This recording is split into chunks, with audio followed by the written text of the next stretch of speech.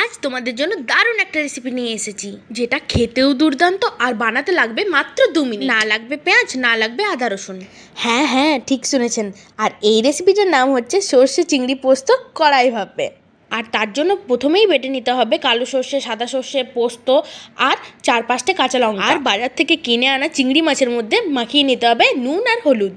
তারপর কড়াইয়ের মধ্যে দিয়ে দিতে হবে সর্ষের তেল, শুকনো লঙ্কা আর চিংড়ি মাছটা হালকা নাড়াচাড়া করার পর ওই যে মিশ্রণটা ছিল ওটার মধ্যে নুন আর একটুখানি হলুদ দিয়ে দিয়েছি। চিংড়ি মাছটার মধ্যে যেহেতু নুন হলুদ আগের থেকে মাখিয়ে রেখেছিলাম, তাই একটু কম পরিমাণেই দিয়েছি। তারপর ওই চিংড়ি মাছটার মধ্যে সব মিশ্রণটাই দিয়ে একটুখানি জল দিয়ে দিয়েছিলাম, আর দিয়েছিলাম 4-5টা কাঁচা লঙ্কা আর শুকনো লঙ্কার গুঁড়ো আর একটুখানি চিনি। তারপর চাপা দিয়ে দিয়েছিলাম। মিনিট 7 পর চাপা খুলে দেখি ব্যাপারটা ঠিক এইরকম মাখো মাখো হয়ে গেছে। ব্যাস, তারপরে ওপর থেকে একটু সর্ষের তেল ছড়িয়ে দেবেন। ব্যাস, গরম ভাতে খাওয়ার জন্য একদম রেডি।